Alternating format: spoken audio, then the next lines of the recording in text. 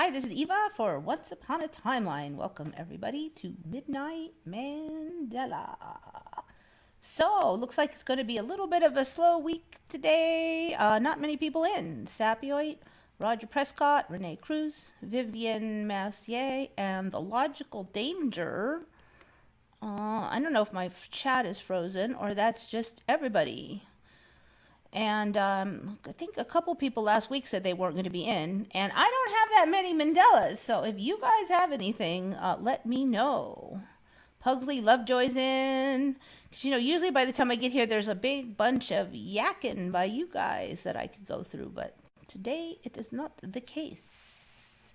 So I only have like 1, 2, 3, 4 Mandela type things to discuss. And I did look, so it's been kind of a quiet week. I actually don't think I've had many personal Mandelas either. Just, let me see, one minor thing was that my friend's medical history, one of them changed again.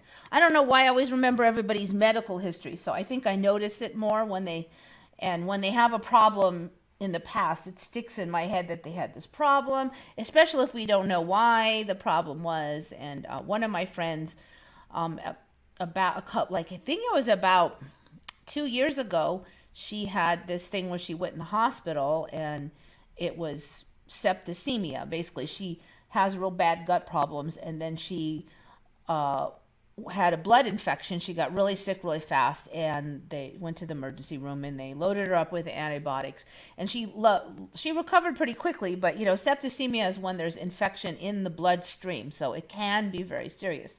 But she kicked it down pretty fast, and then she was tired for a week or two. Overall, that's probably best case scenario when you have a blood infection. So the thing is, like about 10 years before that, she had had a similar event with almost the exact same situation. She got real sick and she ended up in the hospital. They said it was septicemia. They loaded her full of antibiotics, and then she got out. So we've been thinking all this time that it might be her gut problems might be related, but it was never sorted out. And the second time she went in, I'm like, is it septicemia again? And she said, yup. Well, today, was it not today? What was that? Sunday, I was talking to her, and she said, I go, yeah, well, that was like that time you were in the hospital, septicemia. She's like, I never had septicemia. She swears she's never had it now. She had it twice. She swears she never had it. She said now it was collagenous colitis. She was in for collagenous colitis, and that was it. And I'm like, way back when that happened, there wasn't even such thing as collagenous colitis. But now, and then there was a time when the doctor diagnosed her with collagenous colitis in recent years, and she said, I think that guy's full of crap. I don't have that, blah, blah, blah. Now she doesn't have any recollection of arguing or anything. She's, oh, I have, that's what I have. I've always had it. And all those other times were from that. So I was like, okay. And it was kind of weird, though, because she was like mad. I don't know, everybody's just been angry lately. She was angry because I guess in her mind, I misremembered. I don't think I did, but I don't argue with the people on this because I know it's Mandela stuff. And so I just go, oh, sorry. And she was weirdly upset that I didn't remember her issue properly, which coming from her, who has the world's worst memory in the universe, just seems a little bit much. But I don't know, everybody's just so angry lately. So I guess that's another part of it. But I was just talking to somebody the other day. We should come up with a name for when people get irrationally angry over like a Mandela kind of a thing. Because I kind of wonder if she was mad because that's something that's changed. And there just seems to be this weird ire in people when you try to discuss, even if you're not, I never said the word Mandela at all. I haven't talked to her about that in months. I've completely steered clear of the subject. And yet some part of her brain was like triggered by that in a weird kind of way. And I wonder if like deep inside there's a part of her that knows that changed, or that there's something fishy about that, and it's like sort of a cover up, like she's clinging on to the current reality extra hard, and that makes her more I don't know, more intense about it. Like, no, it's this. How can you not know? So I think it'd be fun if we came up with a word for that special anger, that just like Mandela anger that gets triggered in people. Because I was kind of thinking maybe that was part of it, was why she reacted. Like, she forgets stuff all the time, and even I do forget stuff occasionally, and she doesn't usually get that upset as long as I say, "Oh, sorry," and don't argue with her about it. It's usually totally fine. So that was just strange. I might not have any Mandela, but I have stomach illness. Unfortunately, I'm sorry to hear that. I hope it gets solved, since the doctor said it will take at least 2 years to solve it. Wow. Well, hopefully we'll shift over into a timeline when it's not like that. But I also do think it helps if you kind of picture the outcome you want and just try to keep thinking of that outcome. Like, this is the timeline I want to go to where I'm healthy, and imagine the feeling as much as you can. And just keep, well, she's had it apparently in this timeline for like decades, and most of the time she's pretty healthy. So man danger, yeah, I don't know, Mandela anger, I don't know what it doesn't have that much of a ring, so I'm hoping I'll think of something like Mandanimals has a nice ring, and a Mandela splaining has a nice ring to it, but I haven't thought of one for that anger. She's Mandela angry, mangry. Mangry. Mandela angry. So, yeah, I don't know. So so yeah, I definitely try to picture the timeline you want to go where you're healthy. I do think a lot of times we tend to concentrate on everything that's wrong with us. Like, I could be totally healthy, but my elbow hurts, and I don't really spend any time thinking about all the good stuff. I just think about how, oh, I'm so weak, my elbow hurts. And I'm like, wait, I've gotten a lot healthier. My knees have been much better. I had intermittent problems. I took some supplements. Now they seem totally fine. I had an ankle problem. That's fixed. A lot of my problems are either gone or much, much, much improved. And all I'm sitting there thinking is, ow, my elbow, ow, my elbow. So it's like, try to the way I got healthier was to keep trying to picture being healthier, but it's so easy to backslide, and just fixate on the one wrong thing. So imagine being healthy like 5 times, 10 times a day, and it really does seem to help. Check robots from 1800s. No way. Robert Duvall has passed away. Again, okay, I don't know on that one. I'm sorry. I don't remember. I don't know Robert Duvall, so I'm not sure on that one. I know it's happening all the time, but check robots from 18. Okay, so let me get on it. Robots from 1800s, huh?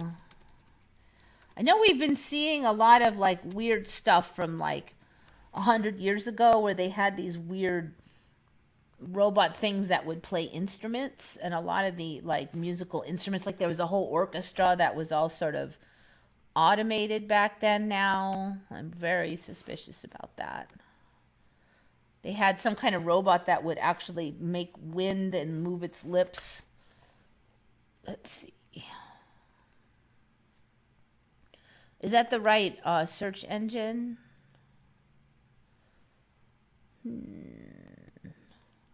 All right, now I'm gonna guess that these didn't move, right? Did these things move? Details about Edgar Allan Poe art print with robot. Because it's one thing to have like a robot like art project or something, but did these things like move like a real robot? Or were they just art things?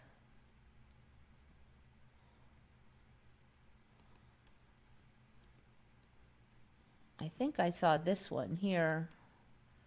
So there's been some I've seen, but then if you look at it, they're just random parts, like looks like some kind of pressure gauge in one leg, and it's like, it's just fake, they just took a bunch of goofy parts. This looks almost like some kind of wooden pegs or something here. I mean, none of that stuff is going to contribute to the movement of a robot. So that was one. I think I've seen this one before. It's like, how is it powered? There's a fan between the legs, it looks like. I'm like, why would there be a fan there? It's just like they took a bunch of parts and they stuck it in there, but it doesn't like operate. So I could be wrong though. Let's see. Real photos on the E. Schumann resonance is off the hook. Yeah, so like Sunday, a lot of people really were feeling it. And I actually was, I wasn't angry, but I was just really, really impatient and just couldn't like I was at work and I'm supposed to be doing work to get ready for my Monday morning person to come in and help ship. And I'm like, it was very hard for me to get it done. And it's really not hard work, so it's like ridiculous to be all, I don't want to say pissy, but it was just like, I do like one little task and I'm like, oh my, I need a break. This is my brain, it was like, it was silly because it's like, just do it and then you could go home. But it wasn't even that much work. And I'll have to say the last 3-4 days, nobody has bought anything. So there's been like way less work than normal. So it's like, what is my problem? So I don't know. So some people were telling me that Schumann's been off the charts. It like it was so high it blacked the screen for like 3 days in a row. Solar weather. I wonder when we'll get lab grown organs. I don't really think it will be that long for detransitioning. Yeah, I think we're going to need it for that because I think a lot of people have rushed into this and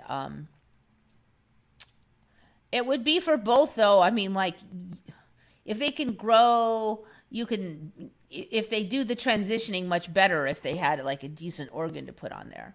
So, but they would have to like figure out how to get your man DNA to grow into a woman part. I don't know how hard that is, or they'll just make a scaffold. Yeah, actually. I wouldn't be surprised if they figured that out though, especially for growing your original parts. It should be pretty doable. I think the other thing will be functionality though. I mean, like the parts they're removing for women, some of it is cosmetic, but for down low, they have to function. They have to do certain jobs.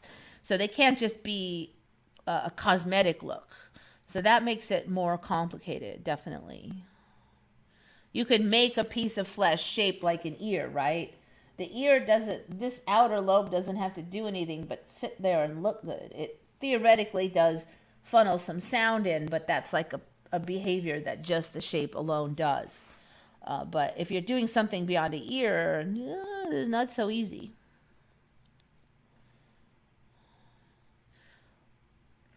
But yeah, I do think we'll get that. I'm actually kind of weird. When I was a kid, when I was a real little kid, I always assumed they could do all that. I don't know, why, but I was actually shocked when I found out that if you got like face damage, they couldn't just fix it. And of course, when I was a kid, that was, they did not have any good tech. And it's still, to me, very barbaric looking, the quality. They can do facial transplants now, so it looks a little better. But I was like, well, what's good as medicine? They can't do anything.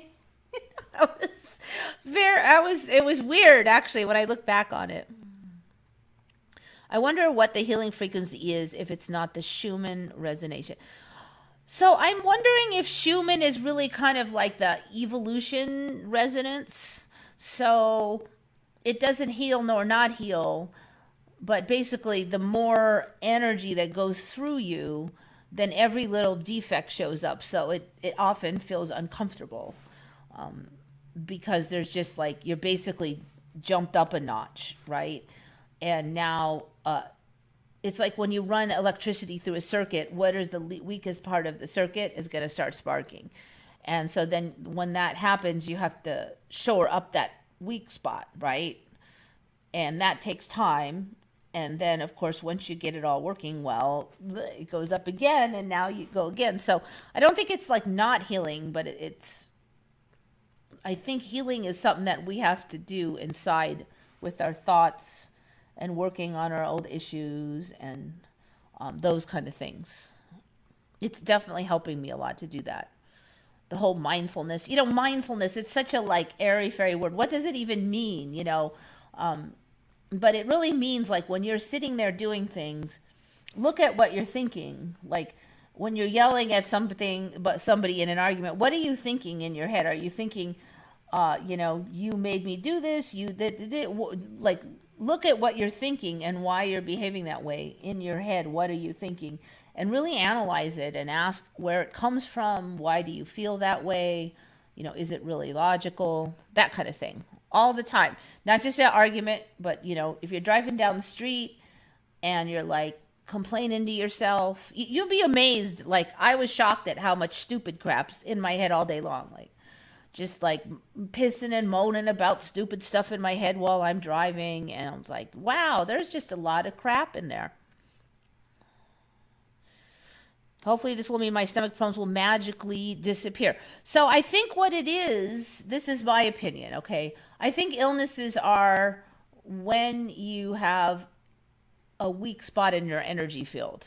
And it's going to be up to you, each one of us, to figure out all the issues that are involved there. That is where basically there's a manifestation of illness because it's just not, the energy is not flowing correctly through there. So I don't think it's going to go away. Like, the old saying, if you keep doing the exact same thing, don't expect different results. So like, I don't think you can sit back and just say, oh, please fix it. You're going to have to go in and really look at everything about you and all your thoughts and your issues and your feelings and your old dirty laundry and your shadow self and all of those things and dig and dig and dig.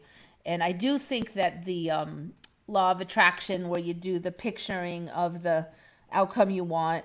So what I find when I do the picturing of the outcome I want is the outcome does not just magically show up. But what happens is I get pulled through the sequence of things that I need to understand to get to that outcome. So as the more I picture the outcome I want, and also especially imagine the feeling of it, and just really try to embody it. If I get to here, it'll be such a relief. I could do this and it won't hurt, and I'll be able to enjoy this and blah, and all the good things you can think of. And so how do I get to there? And I will figure out some revelations about some of my issues. Maybe I'll find that such and such food was really triggering it. Maybe I'll find out this other food really helps it. It won't magically go away. It'll look very mundane, but I'll suddenly be pulling myself with my intent through the process that I need. Maybe you'll find the doctor that has the answers. A lot of times it'll be multiple of these things. So that's what you ask for. Can I please, go to here? Please take me through the path that I need to go to get there. Because there is a way to get there. There are probably lots of ways to get there. So make that spot in your mind. But as far as just sitting back doing nothing and hoping it goes away, that really, I don't know if that ever works. I have not seen it work. So, it is going to mean probably that you'll need to be open to new insights and behaviors that you may need to do. Yeah, Roger Prescott. That's kind of how I feel like, at least about the Schumann resonance is probably some kind of manifestation of that.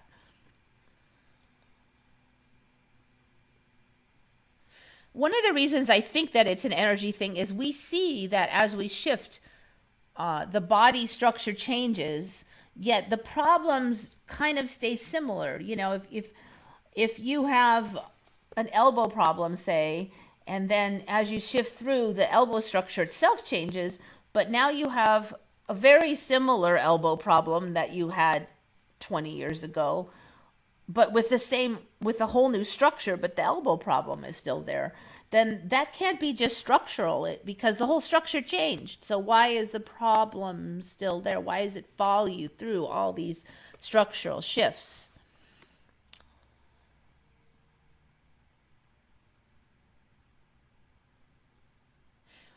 Deja vu. Yeah, I've only had deja vu like once, frankly. There are definitely times when I think I know what's going to happen right before it happens, but I didn't feel like I lived that already. I just feel like I just kind of have a prescient feeling sometimes. Wonder. See, stomachs have changed. I mean, a lot of people, the stomach was lower. So, like when you went out to eat at a restaurant, like an all you could eat buffet, and you were all full, people used to unbutton their pants, like especially men, because they just you have the pot belly, and they would unbutton the top button to let their stomach have more room because the stomach used to be down there where your pants button, but now it's up here, and that's all intestine. So it doesn't help at all. Now, if you eat a lot, it presses on your lungs and you're kind of, it feels all like up here because it's the stomach is all smashed up. Also, the stomach used to be right at the bottom of the esophagus and it'd just be a straight shot. But now there's this weird well, I guess from your angle, it'd be curly thing. So the stomach has changed a lot. And the intestines have changed a lot for a lot of us too.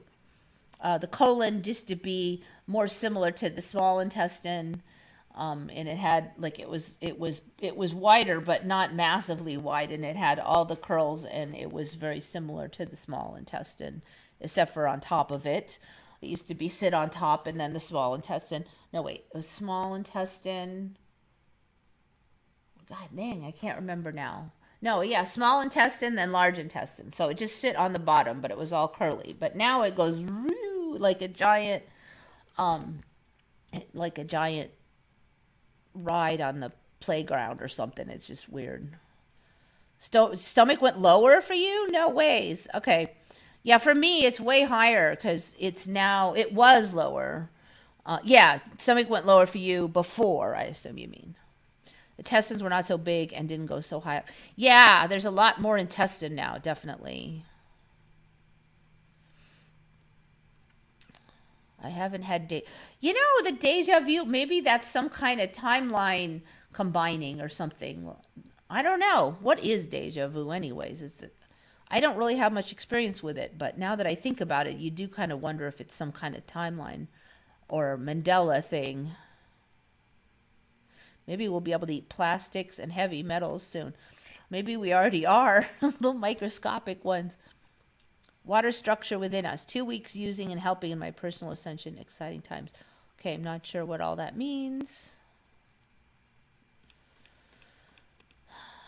Yeah, one of the things that I really came to realize, and it's been a slow process, is just how often my thoughts were really negative and how much I just spend all day thinking about negative stuff and judging stuff and that'll never happen and it's always the same crap and look at that ugly thing over there and even though I don't say it out loud, it's kind of like this mantra of negativity that I would just do all day. And then at some point I kind of realized, I'm like, how can you expect to be happy and enjoy life when you're spending all your time going in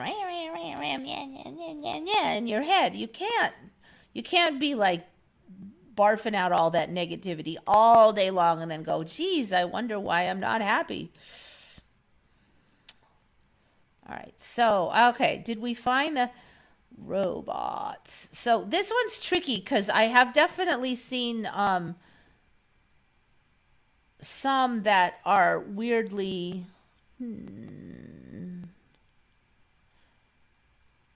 here's one that might be interesting, that were for musicians that were weirdly effective that I don't recall. This one looks like it's operational. Yeah, there's definitely some weird stuff. And I've had some on before. I haven't had this one on though. This one looked like so it wrote from the document. So it looks like they had a robot that would write. I kind of wonder how, geez. So it looks like they kind of, this one's interesting. I have not seen this one. Put it to the side. So it kind of looks like somehow, I'm wondering how they program it to do the the writing. I mean, like, this looks like the letters here. So if certain letters were somehow triggered on here, then it would do the, that's pretty impressive though. I mean, we don't even really have anything like that now. That it would write this stuff, I guess. This is kind of a stinker because amazing documentary on 18th century robots on SVT Play. Unfortunately, that sounds like it would be a video.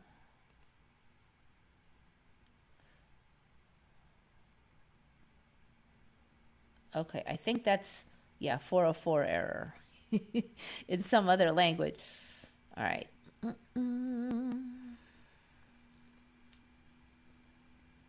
This one might be operational.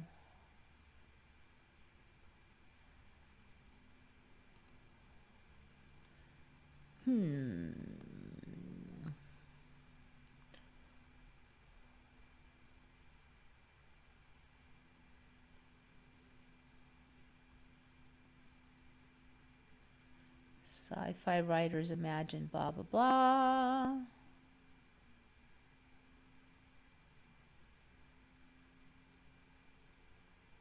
Okay, and that one does not look operational.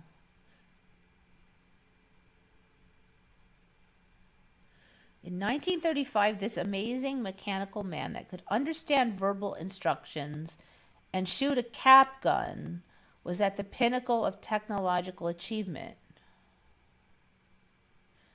Unfortunately, it also had a taste for human blood and twice attacked humans in its vicinity. Clearly, this was before Asimov's 3 laws of robotics were introduced in 1942. That was a book, though. Those are books. They weren't really implemented into robots. Okay, Radio Man walks, talks, and yodels. Has been completed after 10 years of arduous work by August Huber, a Swiss engineer. Beneath its jointed steel body, the gigantic mechanical man is a maze of automatic switches, relays, and other controls. Microphones within the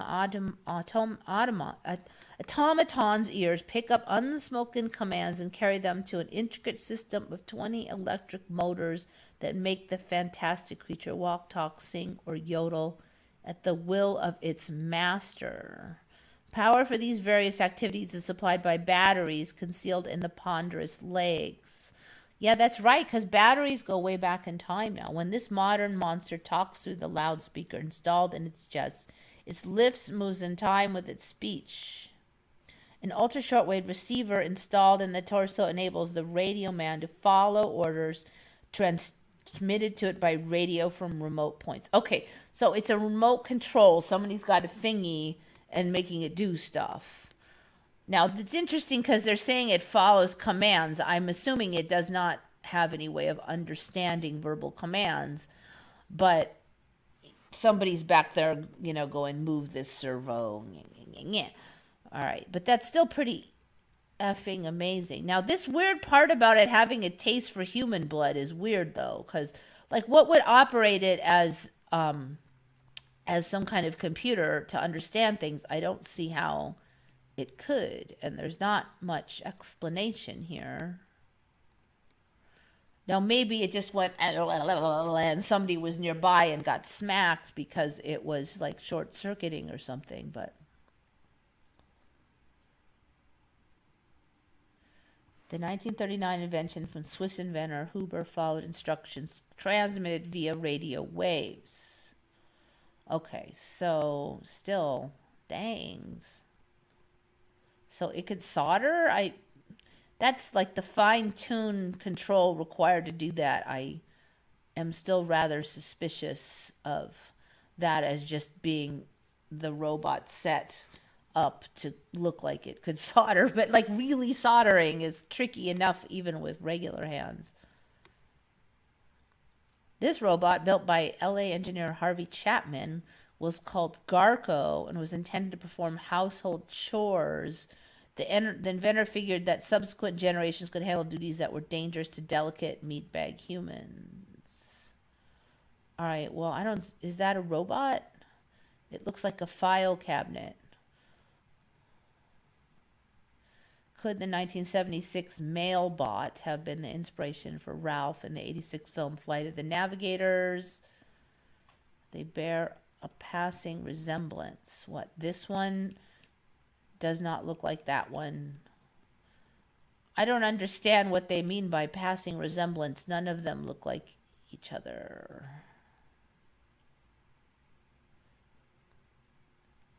The Omnibot 2000 was the second generation of Japanese robot butlers that could entertain party guests, serve snacks. Okay, so one of my friends, my online friends, was I guess in restaurants now. They do have robot servers that are apparently taking orders and stuff. So that would be quite a trip. But we are kind of stepping into that age now. It looks like.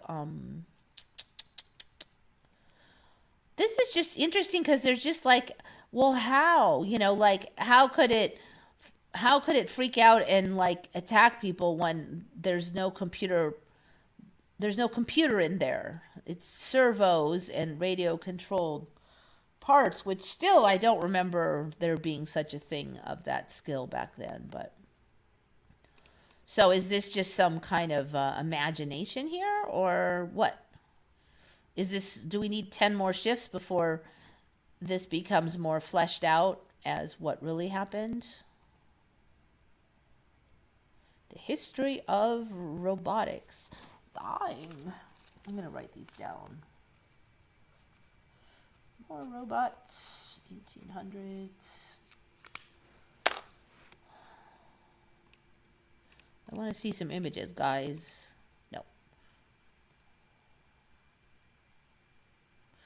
All right, is this ancient and early 23rd? Let's see. 20th century robots.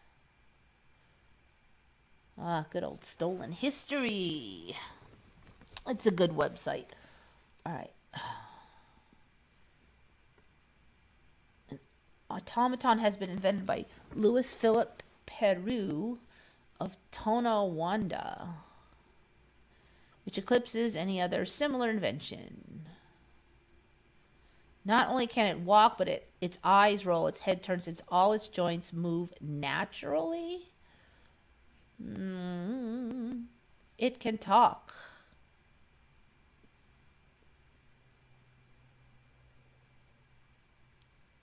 It can walk. It has doubters. Blah, blah, blah.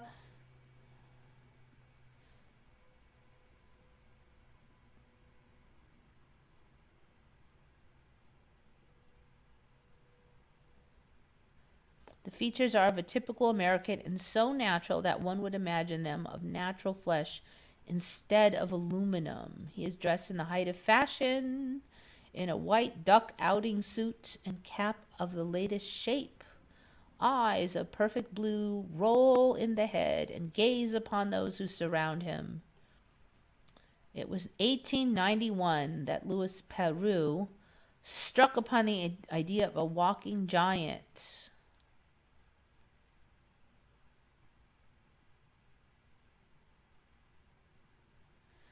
A large figure was built and attached to an immense and very heavy vehicle. All right, so I guess this guy drug this cart around. Its leg motions, although patterned after mankind's, was still crude.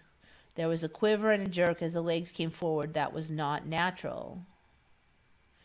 The inventor's moneyed friends became less enthusiastic and in the end let the automaton project drop. In 1899, Charles A. Thomas of Cleveland, Ohio, ran across the old automaton and became interested in its development.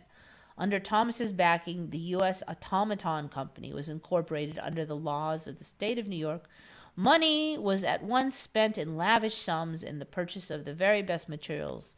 The service of able mechanical engineers was secured, and inventor Peru was given free hand in the construction of his automaton. But some hoaxes can be more elaborate than others. And then you start questioning the hoaxness of the issue. The below electric man patent is not directly related to above automatic man. They sure do look similar.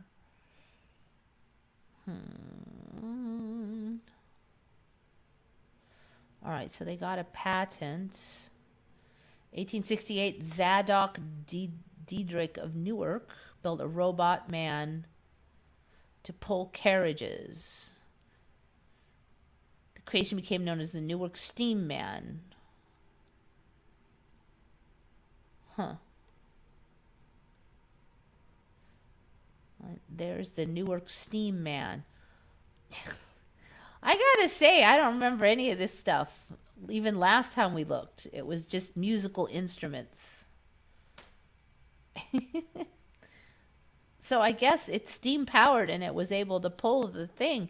I don't know. It might be more reliable than a horse because they spook and stuff. Perhaps it was just hard to fuel the thing. All right, this is the one that I was saying before. Yes, indeed, this person says the same thing. Like, where the wheels and dials are don't make any sense. Like, this little bitty belt here around these little things. I mean, there's not enough power to run these legs, and they're not set up in the right way to run legs, and then you would have... none of this makes any sense for operating anything. So I think this one is just for show. Pseudo art, yeah. Metropolis film. I think eventually we're gonna find out. They're gonna say, oh, Metropolis was built, that was just a copy of a real thing. We're gonna get there and say, yeah, they already had this and then they used it in the film.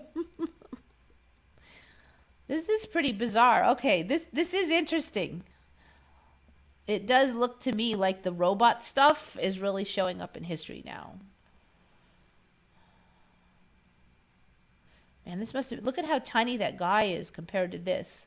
That would be freaking crazy. Imagine 100 years ago you saw this thing. They didn't even have cars yet, I don't think. It's 1868. I think that's the real guy right there. That's crazy.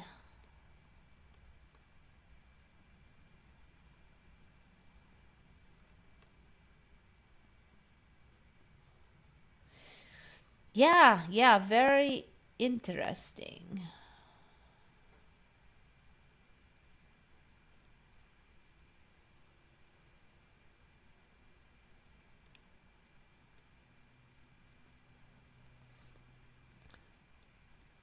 So as robots go back in time, I think we're going to see that we're getting really close, I think, now to more and more robots in our life doing things.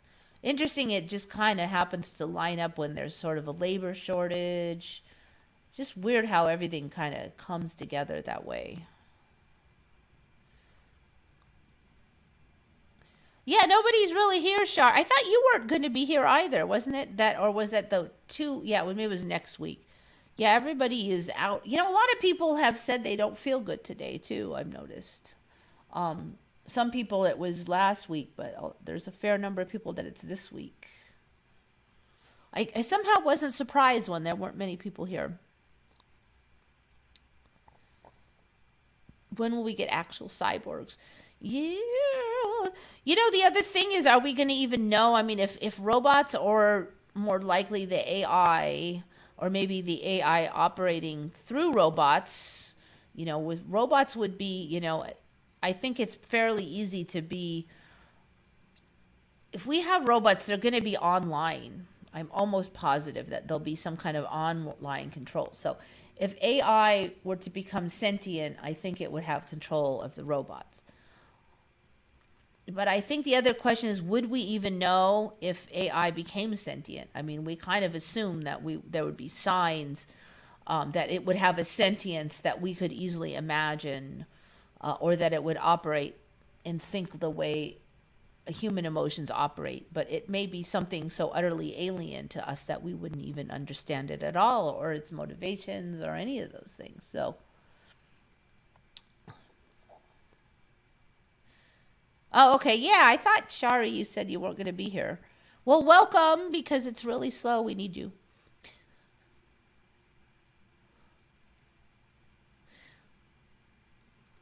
Yeah, so we're talking about the cray cray robots. Apparently,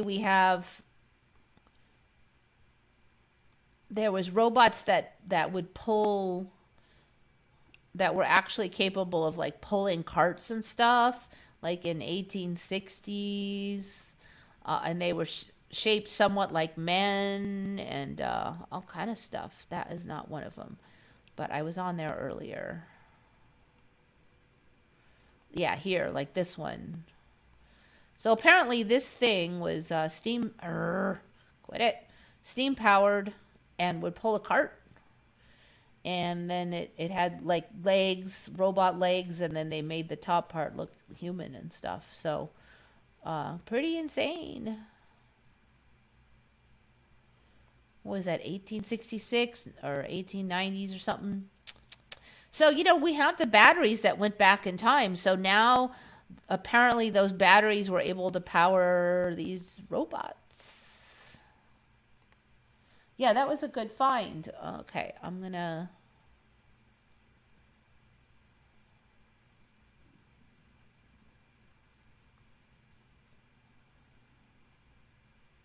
I saw they used DNA from 2 male mice and created an embryo that grew into a baby mouse. No female DNA used. The baby mouse was very aggressive. Okay, so usually the chromosomes on them that the male donates and that the female donates are different. So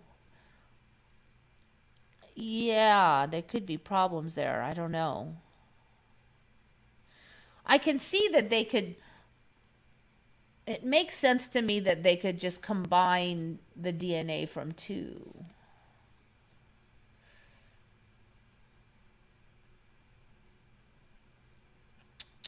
I'm just kind of thinking of it. I don't know. I'm going to have to think about that some more.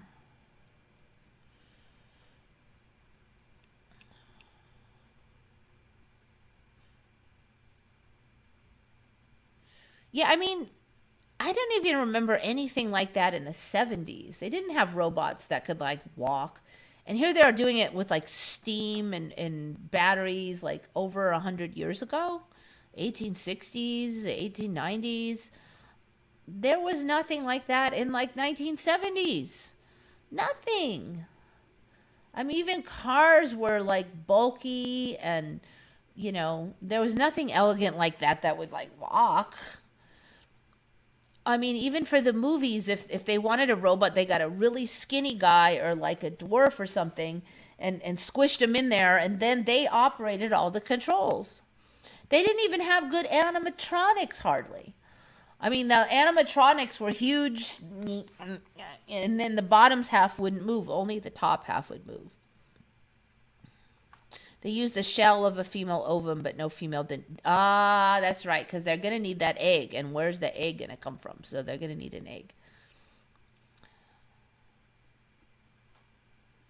Anybody heard of the bowhead whale? I believe that has been on, and it's an older one for me. It's been around for a while, bowhead whale. All the whales look crazy now, though. Okay, so let us go on to the next one. This one was just kind of a weird little Reddit thing, but I just realized I've never seen like a piece of pizza or whatever the heck this guy's making. I think he's making it's called street hibachi, and I don't know what this, but I've never seen somebody throw like a flat piece of dough and have it come back like a boomerang. So it just seems like something about the physics is weird. Like all kinds of... Used to be only a boomerang could be flung and come back. It had to be boomerang shaped. But now all kind of stuff can done. And so this guy's going to pitch this dough thing. All right, so he's going to fling it. And if you watch it, it spins one way for until it gets to the top, and then it kind of reverses spin and it comes back. Turn off that sound. We don't need the fancy sound. Plus, I'm hoping that'll cut back on the copyrights. So he hurls it. So there it is, way out there. It goes so fast. And then it comes back. So, like, how did it come back? It's not a boomerang. There he is pitching it. And then it comes right back into his hand. It's crazy. I mean, can you throw like a piece of pizza dough? Wee! It seems so simple, but yet I just don't remember. So it's spinning around one way, and then when it gets to the top, somehow it reverse spins, and I don't get how it reverse spins either. Like, what makes it change its spin? I mean, maybe it turns up like that, and I just can't quite. So it's spinning around like this, and then it comes up, and then somehow it's reversing and spinning the other way. So maybe the reverse spin contributes to it coming back, but it's just like, see if there's even anybody talking about it on here. All right, so a bunch of jokes. What about this is hibachi? Yeah, actually, I want to know that too. Okay, the op was probably trying to say teppanyaki, but even that is wrong. Anyway, it's some kind of street food guy.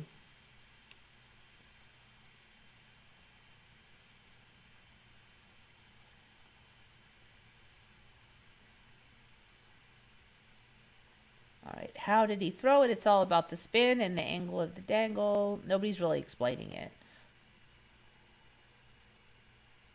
That's not real dough, throw dough. I'm afraid to click on that. I might have to go back to this, but nobody seems to be explaining. I'm really worried about clicking on throw dough. This is Reddit, so you never know, like, what you're going to get to. Okay, it looks like it's safe. Original throw dough.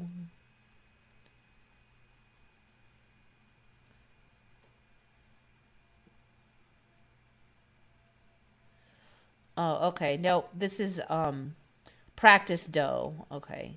Yeah, I don't think his was throw dough. I think that was legit because he's actually making it on the street here. Whoops, I lost my I shouldn't have clicked on that. Now I gotta go back through the process. I had one more saved one. That's why I want to go back. So yeah, when can you throw a pizza dough like a boomerang and have it come back and somehow reverse spin? I'm sure it has something to do with a reverse spin like that other guy, but I don't see anybody explaining it. It doesn't really sound like anybody's seen it before. A lot of times when you get on these things, you can kind of get some guy who has all the answers, but that did not happen. Saved. Okay. Can he do this more than once? He reverse spin because he's an Australian. I don't think he's an Australian. Didn't look like it. Wind coming towards him, he throws it into the wind. That's an interesting concept. That would be a hell of a wind, though.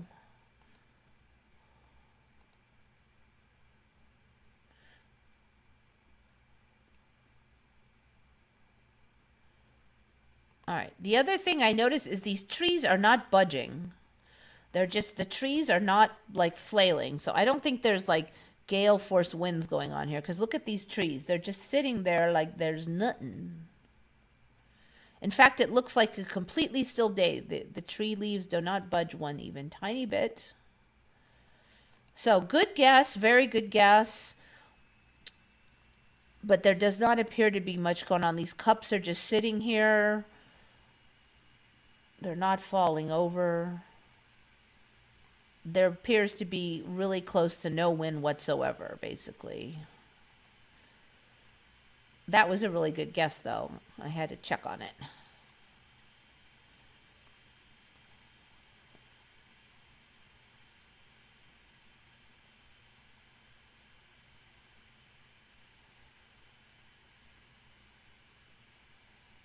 Frisbees are round and they don't come back to you. Or they didn't used to. Yeah, can you have a frisbee? Maybe you can have a frisbee come back to you now. That's a good question. Can you throw a frisbee so it comes back to you? Can that be done now?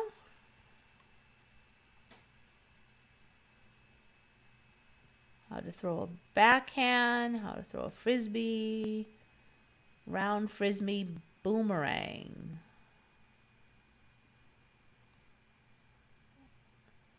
Frisbee boomerang, that might be the term.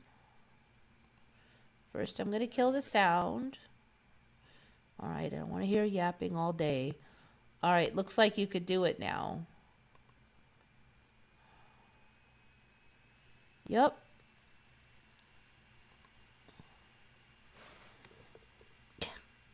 My regular screen is dead, so. He pitches it. There it goes. And then it comes back. Yep. So.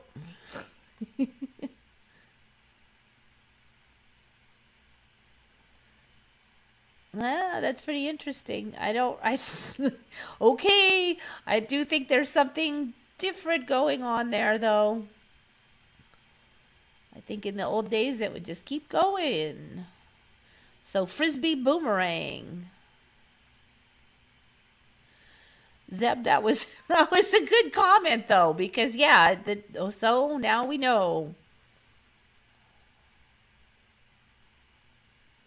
On the flight to Spain, I saw stars for the first time since 2016. Interesting. So I used to see the stars here so well until, maybe around 2000. Around then, 14, 16. I'm not sure exactly when they went away, but I can still see a few of them. And when I go way out to the desert, I can see more, but it's nothing like it used to be. Like out in the desert, really far away from everything, I see less stars than I used to see here. That weird high, thin cloud sheet thing that didn't used to exist in the old timeline is up there a lot. Combo of the wind and the opposite spin effect like the water in the toilet. So that whole story about how the water spins differently depending on it goes down the toilet differently depending on what hemisphere you're in is no longer in effect in the current timeline. It is now considered an old wives' tale, last I checked. And it won't. They said no, the shape of the toilet and all those other things actually determine that now.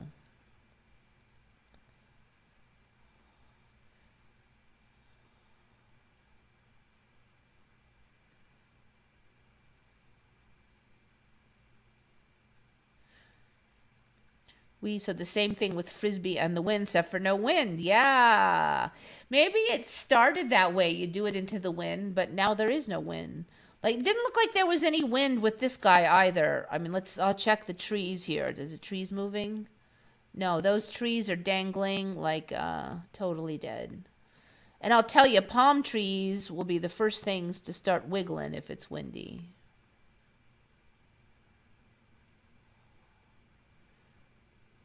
Everything looks totally, yeah, those palm trees, a little bit of shifts on the palm trees, but it looks very mild. So I don't think there's definitely not enough wind to account for all that business. And then Mr. Hibachi Man, definitely no wind going on there.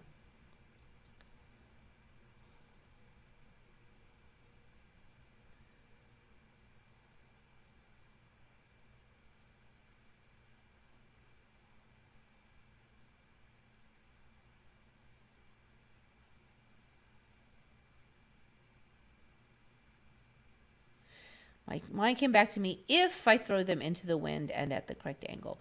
Yeah, I don't know. That pizza guy, there's like no wind.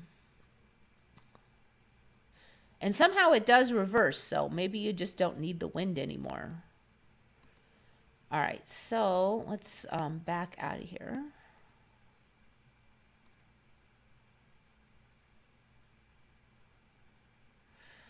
All right, so this is the thumbnail in case you're like, ew, what is that? It looks so gross. It looks like a pan full of gross. Let's see if it's going to load here.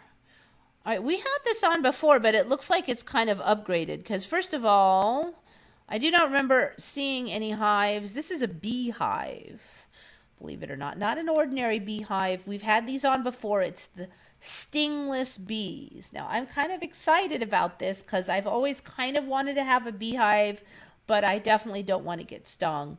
And when I was a kid, I was kind of phobic of bees. And for a while, we had a beehive, but I'll tell you, I didn't like get that near it.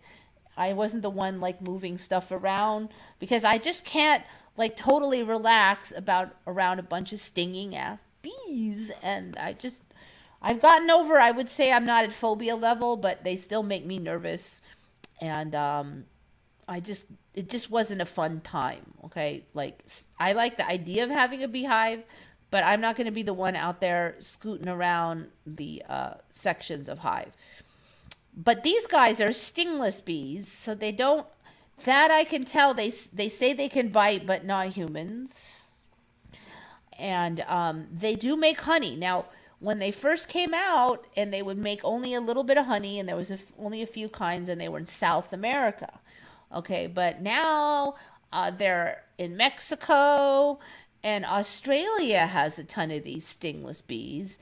And just a few years ago, when I looked into this, there was no way to get it. There was no commercial manufacture or anything. But now there are. So, like now in 2013, which I swear is before these things ever existed, in 2013, there were 600 commercial hives in Australia alone of these stingless bees. And it's called Meliponi culture, because I guess most of the stingless bees are from the Meliponi or Meliponi or yeah, I don't know how to pronounce it, but from that species. Not every last one of them, but a lot of them are that. Another thing they call them is sugar bags.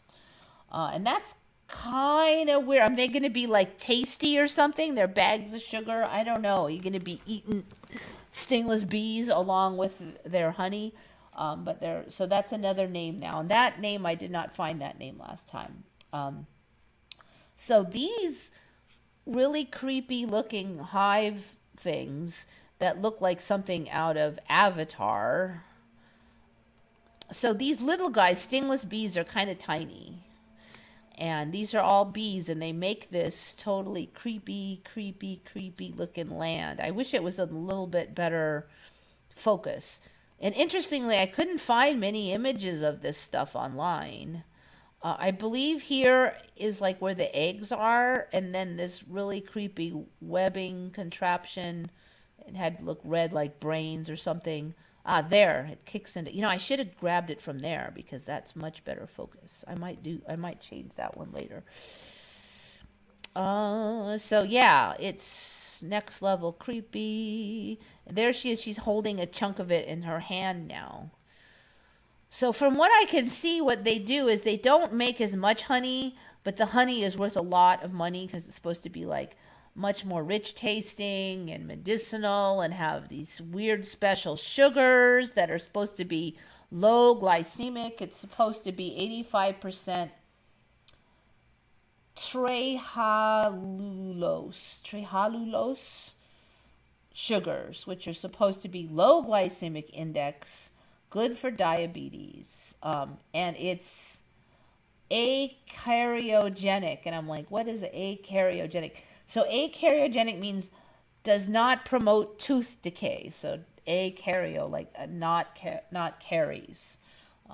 So I'm going to really need to look up more on what trehalulose is, because how can you have a sugar that tastes sweet but is low glycemic and does not contribute to tooth decay? It could be maybe the bacteria just don't like this kind of sugar.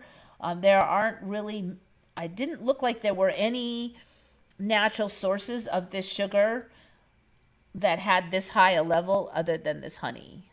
And it's only the stingless bee honeys, not the regular stinger kinds of bee honeys.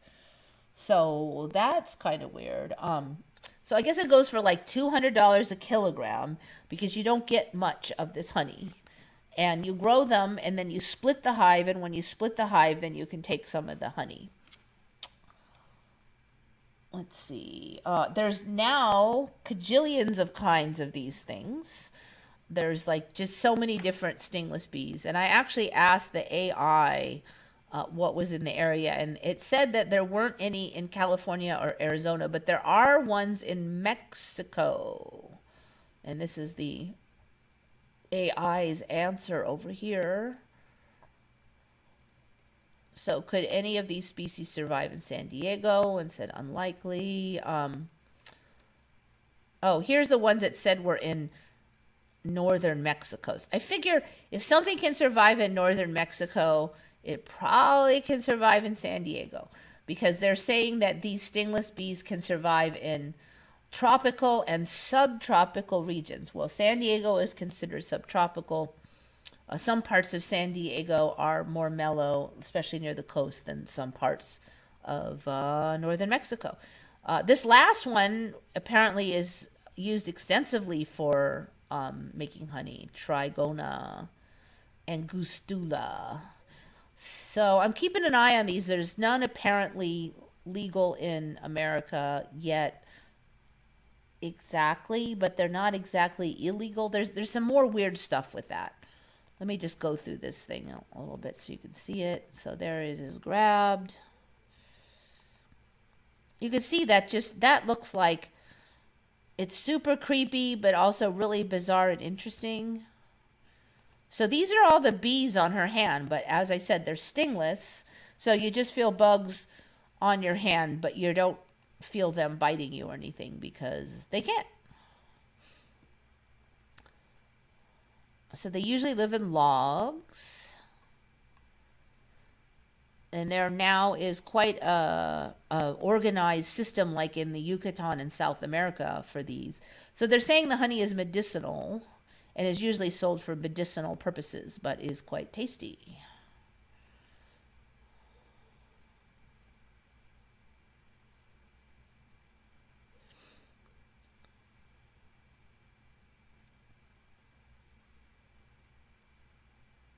Remember when everybody was scared of Africanized bees? Yep.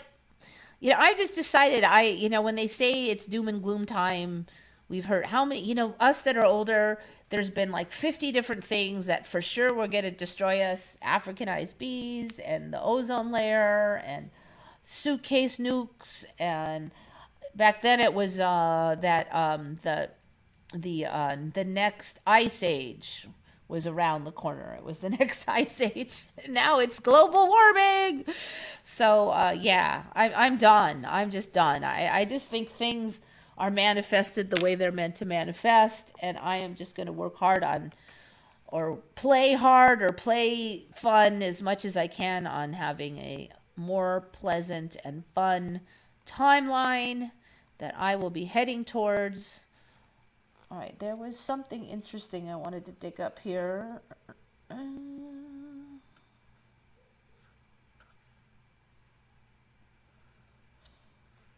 Yeah, here it is.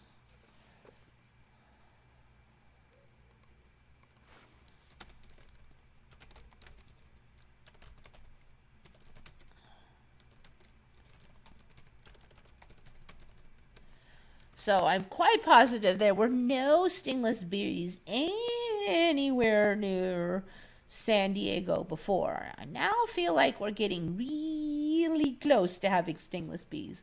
And they don't look like they're terrible hard amount of work. And the honey is good. One thing I kind of like about it is like less honey means less work to get the honey, but then it sells for far more. So it could be quite interesting to have a system of these if they're not like excessive amounts of labor, that you could get like say a kilogram of honey a year and it's $200 if you have 10 hives. That's $2,000. That might be fun to do. Let's see. As a hobby with a couple bucks, maybe you could trade it out. You could write off all the supplies. It could be fun. I mean, I guess I would really have to crank it to make a lot. Because if it was 2,000 for 10 hives, you'd have to have, 100 hives would be 20,000. Yeah, that would be a lot of hives, and I don't think you could support that many hives in one place unless you rented them out. If you rented them out for crop rotation, that might do it. All right, so here we go. I guess I'm always thinking of business stuff, but it would be fun as a hobby too. People who study insects a bit of buzz lately because a 4-year-old girl found hives of these stingless bees. And when was this anyway? This is a good question. 2021. Interesting. Okay, so 2020. I don't remember anything of this, but that wasn't that long ago. So basically, she found 2 hives of stingless bees in Palo Alto, California, which is sort of north of here, north-ish. What used to be north, but now is more central, thanks to geology shifting. And so the story, she found these. She didn't recognize them, but she thought they were some kind of bee. She's 4 years old. I don't know. So they send in samples of this bee for ID, and they can't figure it out. And then they're like, wait, this is a Brazilian bee. And then the story is, decades ago, the U.S. Department of Agriculture was looking for bees to boost the size of fruit and vegetable crops. Like, we didn't already have bees? I don't know. In 1950, the USDA asked a Brazilian researcher to send them bee colonies. He sent them in the 50s to Gainesville, Florida, Logan, Utah, Davis, and Palo Alto. The whole story's a little weird because we already have regular bees, right? He said all the bees died in 1 year except for the ones in Palo Alto, which supposedly lasted for 8 years and then sort of disappeared, and they thought they died, but it turns out that for 70 years now, they've been slowly multiplying in Palo Alto, and a 4-year-old girl found them in 2021. That's the story, and they're sticking to it. Then when I dug into it, then they then said, wait a minute, actually, another guy 20 years ago found 1 hive, and he was a pest control guy in Palo Alto, and he found 1 hive, and then that one disappeared, and then there was one other hive that was also found in like 2018, but then the tree fell over, and then they lost the sight of that hive. So the story now is they're in Palo Alto, but have not been found anywhere else, and that they're slowly spreading. I really expect that we're going to find more of these stingless bees in the United States, like have always been here or spread up from Mexico, or these Palo Alto ones are all over California or something. Something's going to, it turns out there's one in Florida, blah, blah, blah. And then the other thing that was weird about this is like, so you find stingless bees from Brazil, and are they invasive? They're like, well, the bees survive fine around regular bees up down in the Yucatan, so therefore they're probably not a problem. So we won't eradicate them. They're totally non-native, but we're not going to eradicate any hives. We're just going to ignore it, which also seems a bit of a weird story. Usually they would be like fearful of the native populations and all that, but now they're like, yeah, they probably won't hurt anything. So that story makes sense if Mandela Effect wants more stingless bees, but it doesn't really make sense compared to our normal storyline that we're giving about invasive pests.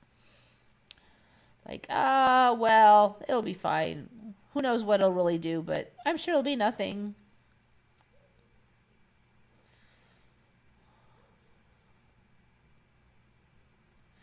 My mom's allergies turned out to be COVID. She's had 5 jabs this year.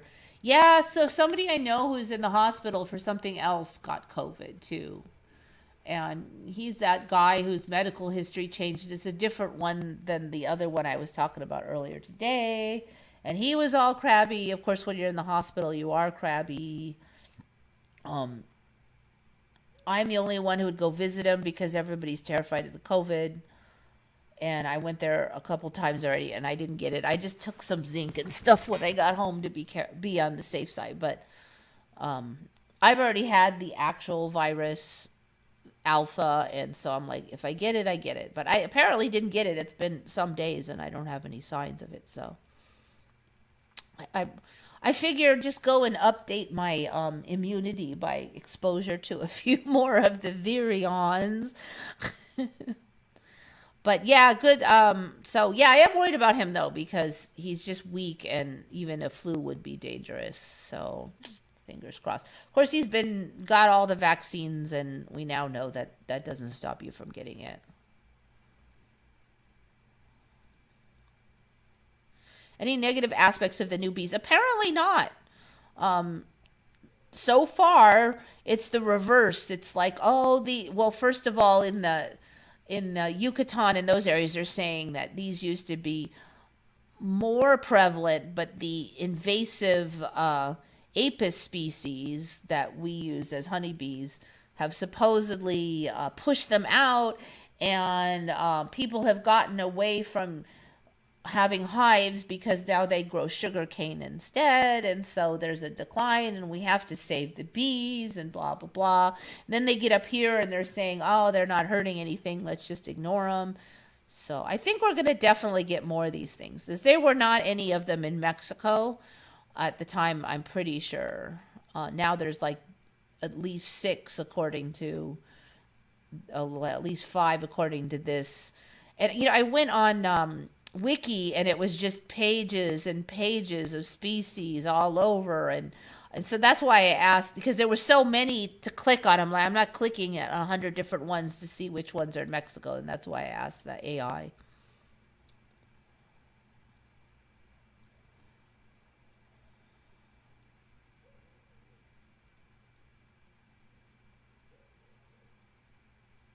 The disappearance of bees means the destruction of mankind. You know, I keep hearing that there's a shortage of bees, but yet you got to realize like apis bees, the traditional honeybees, they can split the hive like two, three times in our area. If you have very good management, at least twice you can get two splits. So every year, one hive can turn into three hives. So even if you lose half of your hives over the winter, you can recover completely by the end of the next season. So there was a lot of yammer about that, but then it just kind of worked itself out. And meanwhile, we got all these new bee species, like these stingless bees, showing up. So I think we're going to be fine. That was another thing we were told: the crops are going to fail because we're running out of bees and blah, blah, blah. And now they're all fine. We have all our crops. There's not a shortage of crops. Somehow there was plenty of bees to pollinate everything. So there was another fear porn that did not come to pass that you can add onto your stack of 100 other fear porns.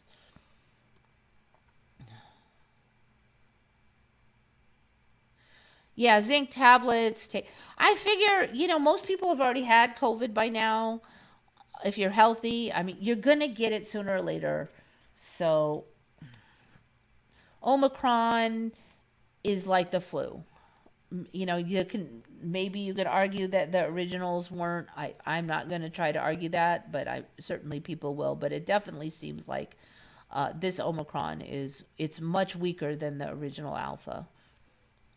So people I know who got Omicron like last year, they got a really bad headache. It was like a really miserable headache for like 24 hours or so. But it kind of sounds like now even that is this current version, even that is not there, not the nasty headache. So like they weren't really sick, but the headache was just really like migrainey, ow ow. So they just like, oh, the headache, the headache. That's all they would talk about was the headache. Not, I thought I was going to die, I couldn't breathe, blah, blah, blah. No, it's just the headache. I didn't get the C. Shari, you never know. Some people get the C with no symptoms. Like Dave, the person who lives also on this property, he tests positive for antibodies, and he had no illness that year. Like he had no antibodies, no antibodies. Then he started getting them because he was undergoing cancer treatment at the time. So they took his blood all the time. And suddenly he started having antibodies for it, but he never had any symptoms. So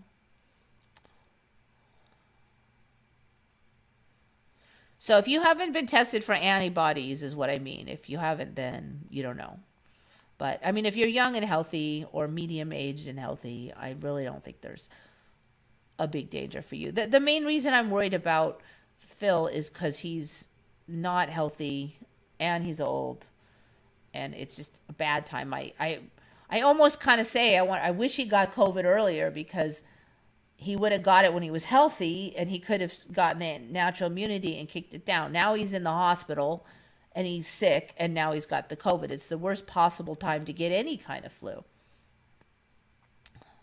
All right, so there's this. This is more of the story of the stingless bees. After he cracked the case, the tree toppled and the bees disappeared. So you've got this invasive bees spreading in Palo Alto. Nobody thinks about eradicating them. Nobody grabs a sample. Nobody nothing. Then this chick finds 2 colonies, like last year, 2 years ago, that I guess that is. And they're like, we'll just leave them. And then it's all about what a genius she is that at 4 years old she found these. And so I found the species was, did I write that down? Plebeia amarina. So that's another one I'm keeping my eye on. So those are also used for honey in, I believe, South America, where they come from. Or Brazil. Yeah, Brazil. So South America.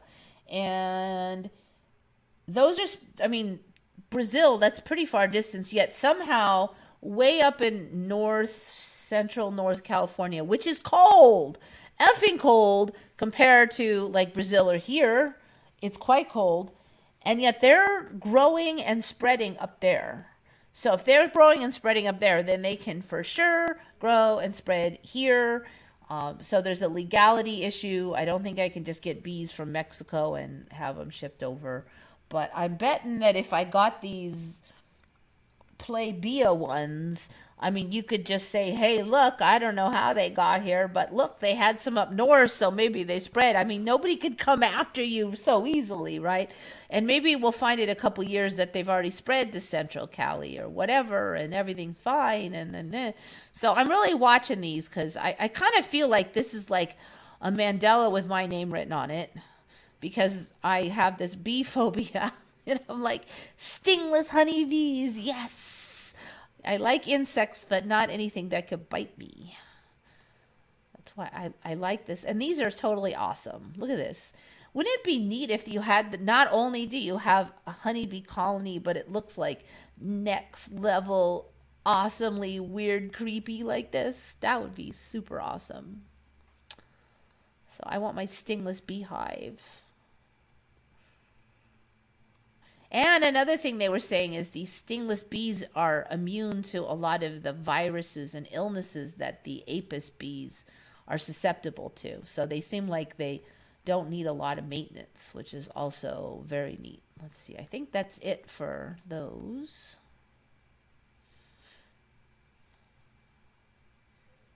Some people use something called NAC to get spike proteins out of the blood. Detox from vax, COVID treatment, not tried. So NAC, I have tried NAC. It's more like a mitochondria treatment. It helps mitochondria. Take a very small amount at first. I find that my stomach just hates NAC. My stomach hates it, and I only take a tiny, and that's why I don't take it. I tried it. I have to put 2 molecules in. I have to mix it with food. My stomach really hates it. I can't even take enough to find out if it helps, because my stomach is like, no, we're not doing NAC. A lot of stuff I can take fine, no problems, but not NAC. What did I hear works for, it wasn't NAC, there was another one they were using. I can't remember, but it was, you know those guys that were doing the ivermectin? It was, there was an organization that was doing, the doctors that were studying ivermectin and were kind of spearheading the idea of using it. Those doctors now have a protocol for vaccine recovery, and they had another thing that they were suggesting, and I can't for the life of me remember what it was now. The cutest of Borg, yeah. The problem with introducing a new species is what they might root out. You know, I used to worry about that, but now like stuff that was used to be invasive is now suddenly always been here, and there's been a bunch of Mandelas like that. So I'm just like, I'm done worrying about that stuff. Like the invasive bark borer beetle that was supposed to destroy every tree, every oak tree in California, and yet here we are 30 years later, and it's just another pest, and there's lots of oak trees. So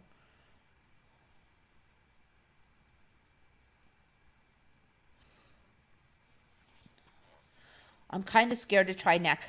I won't say it. I have not heard anybody have any serious issues with it as far as like serious issues. Mine was just like, ow, my stomach kind of hurts, that kind of thing. And whenever you're taking anything weird, I always suggest you take a small amount. But as far as actual serious problems, I haven't heard much. Do your research again, but it doesn't seem like it's particularly super dangerous either. It's just whenever you're starting a new thing and you don't know how you'll react, I always suggest take it easy. And there's certain things like almost nobody has a problem with, like I'm trying to think, like vitamin C. If you take an ordinary amount of vitamin C, almost nobody has a problem with that, right? But NAC does, some people just bugs their stomach.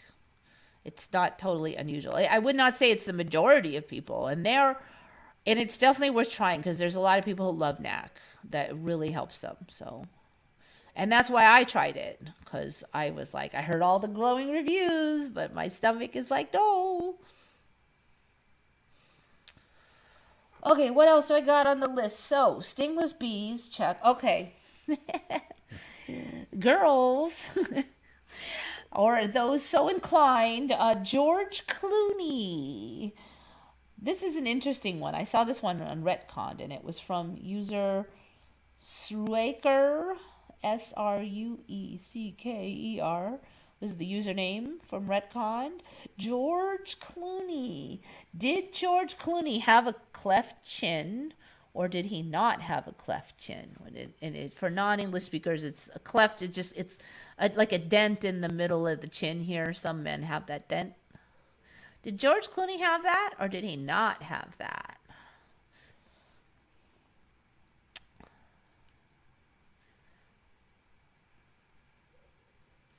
Yeah, so anyway, I would say that trying NAC would probably be a good idea.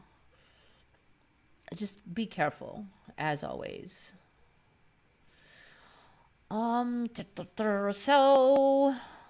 for COVID, anything that's anti-inflammatory tends to help.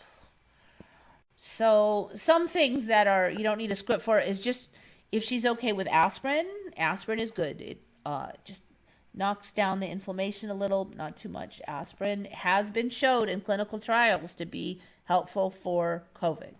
So I definitely go for that. Any anti-inflam thing you already know she's comfortable with, go ahead and use.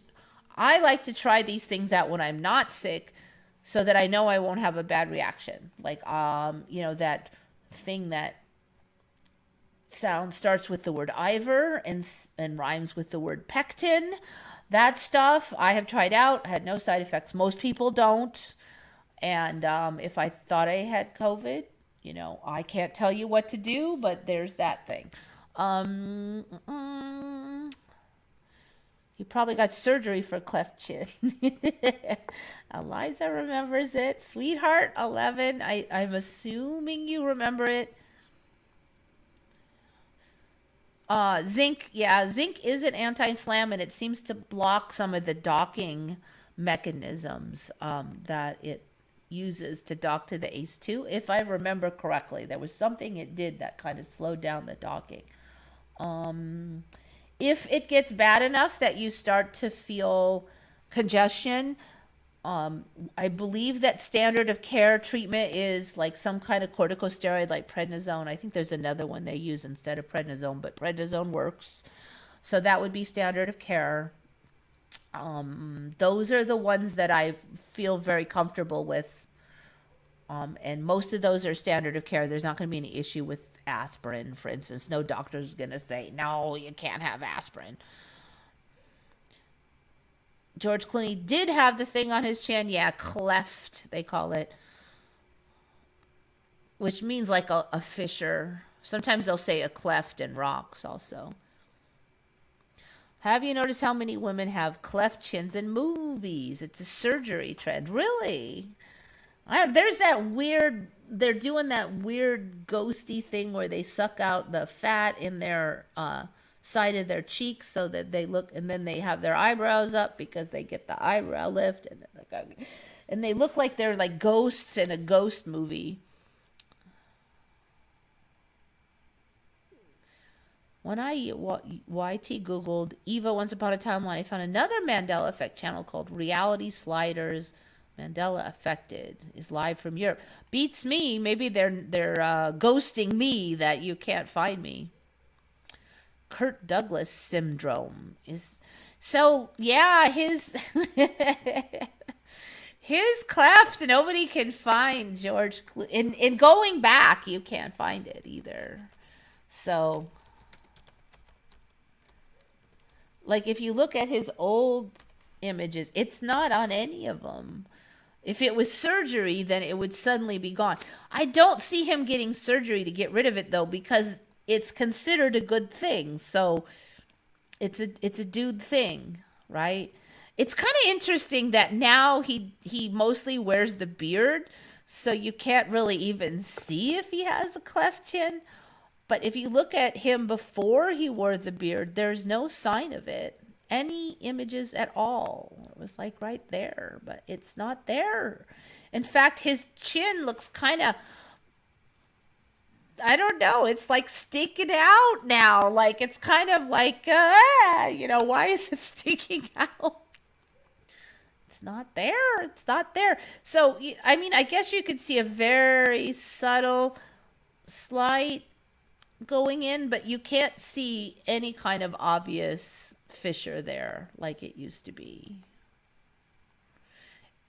It's just, it sticks out so much now. It looks weird. There used to be a very obvious cleft there, and you just don't see it now. It's not there. So it's interesting to me that he suddenly is now covering his whole chin with fuzz. Ooh, is that him when he was a kid? In fact, his whole chin looks weird to me now. Because I don't remember, like, this whole... I don't know. It's wrong. Instead of having a line down the center, now he's got this like N-shaped curve or something. It's not. So it's kind of like, yeah, it's totally wrong. So I call something's wrong with that boy. Chin implant. But then it goes way back. Now, maybe he did get a chin implant in this timeline, but if you look back 20 years ago, no cleft chin. There's no cleft. So, the other thing, though, is frankly, I think this chin is far uglier than his old chin. And cleft chins in men are fairly popular. So I wouldn't see any reason to get rid of a cleft if you had one.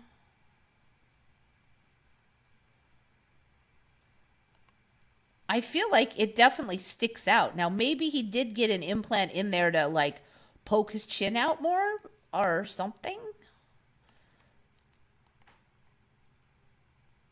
It does look natural, but it's... Actually, that smile looks kind of weird, too. I don't know. It just looks to me like he's changed. I mean, that whole lower part, and you can see his gums a lot. I don't know. It's just kind of convenience that he grew all that facial hair, which he looks good with, but it hides a lot of these differences. And I actually don't think he looks as good as I remember either. Although he looks really good with the facial hair, but his earlier no facial hair look, to me, is not quite as good as I recall. He looks kind of strange. I mean, definitely has a lot of chin going on. More than I remember, I think.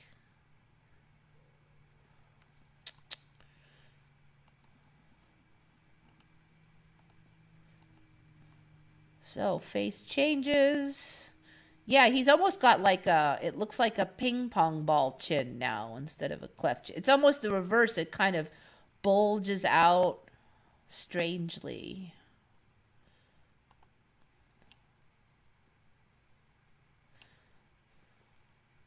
He's all political now and stuff too. It's his whole lower face looks strange to me. This whole section, it's not right.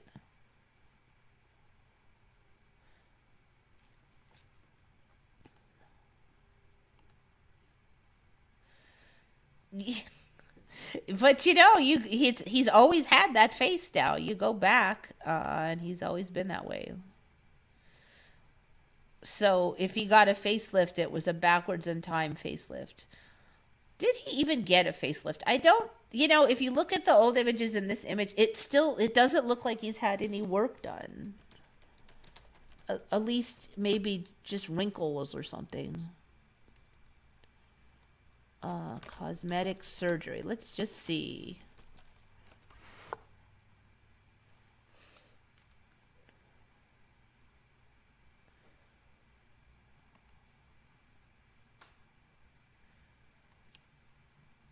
He had that ping pong chin in all of these images. There's ping pong chin.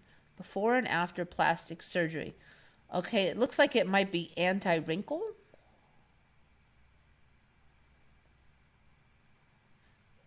He looks better in that one than that one.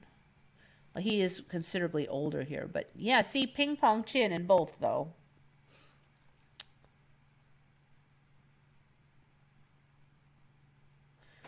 It's not saying what surgery he has done here.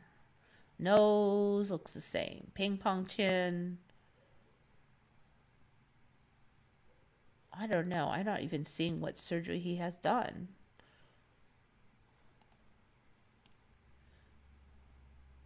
Eyelid lift operation, thanks to which his look became more expressive. All right, so he had eyelid lift. All right, so I think he got those droopy eyes that I was actually having a lot of problems with on this eye. Since I got healthier, it's definitely gotten better. Seriously, that was him? Well, he still had ping pong chin even when he was a kid. My goodness. Man, he does not look. It's a different look. Yeah, see, look, still ping pong chin. There's definitely a big ping pong chin. Yep, he's always had it.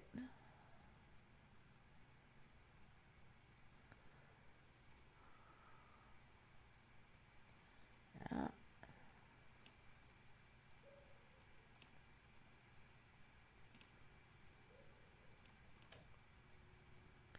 All right, so he had eye droop problems. Interesting. I'm not seeing where he. Maybe there you can't tell. Oh, I kind of see it here. That might have been before. See, his eyes are starting to. These are drooping over it. So I have that too now because they didn't used to have that before. Like my old timeline, it wasn't a thing. But now a lot of older people, their eyelid up here just droops over the eyes. So he had surgery to pull this out so that you could see more eye. Some people, apparently, it gets so bad that they barely can see out of them. Who the heck? Is that him? Some character?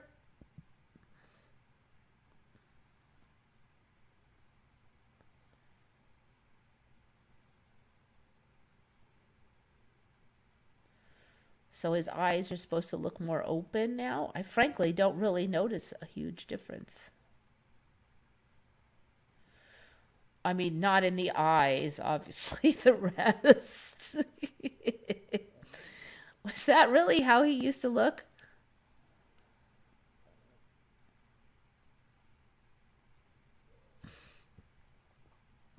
All right. All right, so that's the only surgery supposedly he had, was to pull up his eyelids. So that, you know, these stars, there are a lot of people who watch their images to see if anything changed, and then they do a video immediately if their nose looks different or anything. And there's even plastic surgeons themselves who will do videos on it. So it's pretty hard for these guys to get away with much. They can claim they didn't get surgery, but there's going to be like 100 videos on before and after and arrows pointing at every aspect. So I don't think he can get away with much.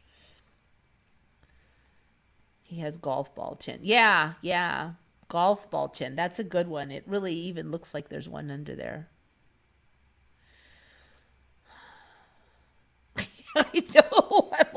He looks different, and I don't know. I granted, I never looked for old pictures of him when he was a kid, but that facelift doctor shows how they all get work done.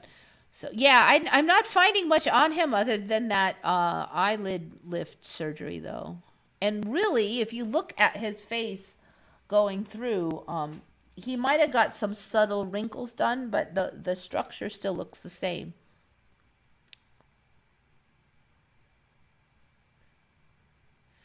Yeah, his behavior is a lot more, I don't know, just kind of not, he's not as intellectual, and he just kind of, I don't know, he just seems a lot more vacuous than I remember him. Now he does. All right, George Clooney. All right, I have one left. One left. This is kind of this one trips me out. I know it's been a long time since biology class, but blue-green algae was algae. I mean, that sounds kind of obvious, right? But I really clearly remember that blue-green algae was in fact algae. And this sounds stupid. So what is blue-green algae if it's not algae? I don't know. I know the answer. I'm just curious if any of you have heard of blue-green algae not being algae, and if you have ever heard of what it actually is. Because when I read this, I was like, what? In fact, this is something I found just before. So let me just double check to make sure, because it was on one of those today I learned, and I actually didn't check it. I probably should have. That was one of those things like, I've got to check this before I put it on, and then I didn't do it. So let me just quadruple check. Yeah. Okay. It's not algae. Blue-green algae is not algae. So they're saying that blue-green algae is actually bacteria. And I just don't remember it being bacteria. It was algae. So they're saying it's cyanobacteria, photosynthetic bacteria. It was a plant. Blue-green algae was a plant. It was not a bacteria. So it's a photosynthetic bacteria. Cyanobacteria resemble eukaryotic algae in many ways, including morphological characteristics and ecological niches, and and were at one time treated as algae. Okay, when did that change? Algae have been since reclassified as protists. Okay, when did the reclassification happen now? That's the new question. Was it in my lifetime? Green algae. All right, let me see if I can find the wiki when it was reclassified. All right, so maybe not a Mandela if it got reclassified.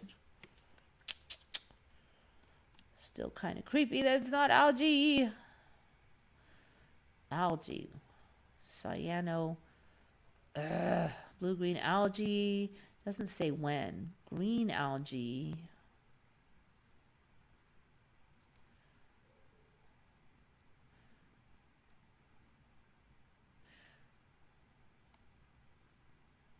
otherwise known as cyanobacteria. So I guess I just have to look up cyanobacteria now.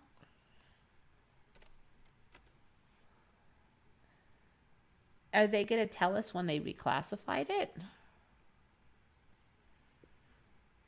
Also known as cyanophyta, are a phylum of gram-negative bacteria that do photosynthesis.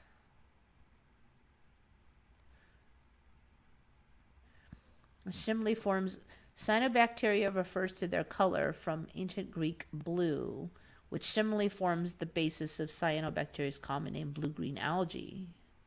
Oh, they are not usually scientifically classified as algae.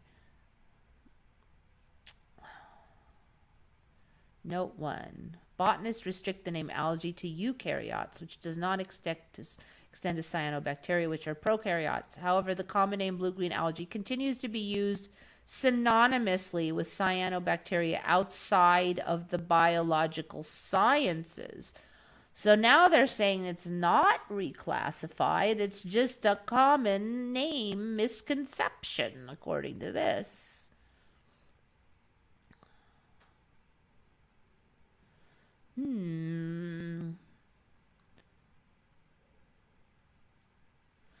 Nope, it was algae. All right, so it was never, according to the wiki, it was never blue-green algae. I mean, it was never algae. Cyanobacteria use photosynthetic pigments to form chlorophyll. See, I don't know. I'm just really suspicious on this. I'm pretty sure that was algae. I'm trying to remember back to some of the other details on the prokaryotes and the eukaryotes and what was a plant. I don't remember any bacteria doing the photosynthesis, though.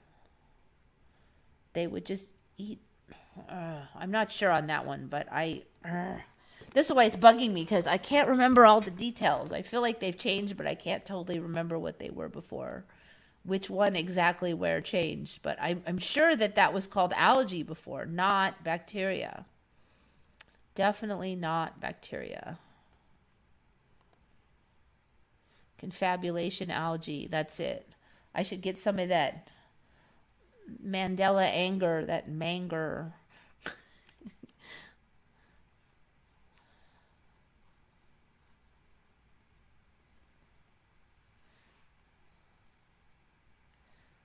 Okay, Sweetheart 11 sounds like you remember blue-green algae as algae.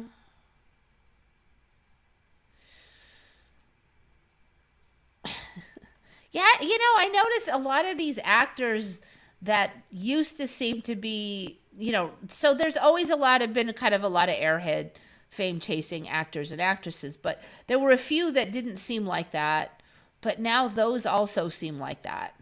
And I don't know, maybe some of the more airheaded ones have switched over to be more intellectual. Like you've got Russell Brand, who is suddenly Mr. Libertarian newsman, totally different. Weirdly, you've got Tucker Carlson kind of renouncing a lot of his old stuff and saying, he's sorry he participated in it now. And I'm like, is this guy going to become Joe Rogan too? It almost seems like he's positioning for that. Like maybe he just wants to tell the truth now and he feels like he's got enough clout to just do it. I don't know. So it's kind of bizarre to see some people going one way and then other people going a whole different way.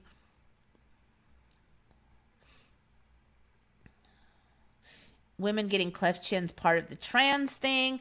So I definitely noticed that even biological females, their faces are definitely starting to look more like men. In fact, I notice it on my own face and I don't like it, but that is where we are. So it could be that is natural and it's just the way women are now. I really don't always know if a woman is a biological woman anymore. Sometimes I look at them and I don't know. And they aren't trans. I just don't know because the faces are just not as different as they used to be.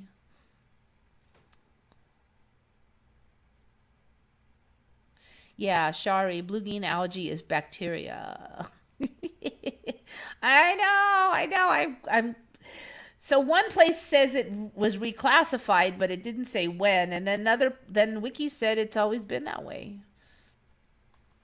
Stingless bees will likely spread like wildfire because people won't need specialized protection for beekeeping. That's another thing, Safioite, that I noticed. The other thing is that every time I see people keeping, like the beekeepers of the stingless bees, they still have the hood and everything on like they were handling regular bees. Now they just don't want them flying in their eyes and getting down their shirt or what. But it just seems kind of weird that they have the whole stuff on, and I'm like, what is going on with this thing? Because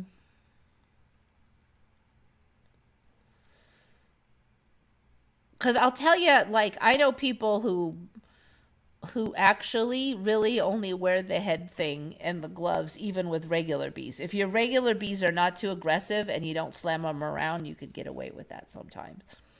You just have to go very carefully and not piss them off. Tucker Carlson's kick out was a surprise. So I never watched Tucker that much originally, but lately people have been replaying some of his video, and I've been seeing more and more of it in other places. And the reason why is because he's been saying interesting things. He's been saying kind of like talking more about narratives and how each side has their narratives, and he regrets things he's done in the past, like supporting the Iraq war.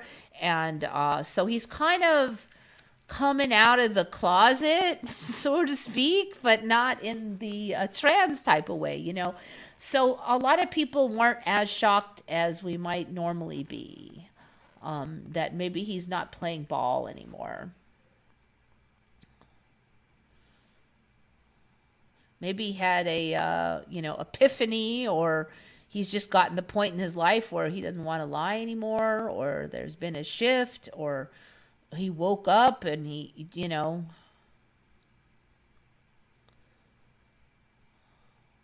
Well, anyways, we're almost done to the end. Yeah, it's confabulation algae now. So you're eating, when they sell blue-green algae for health, it's really blue-green bacteria. It's eat your bacteria for nutrients. He pissed off Big Pharma. It could be. He's been kind of stepping on some toes. He hasn't been sticking with the exact narrative. So he hasn't come completely to the center, but he's definitely been saying some stuff. So that could be it right there. Maybe there was an argument, or who knows. But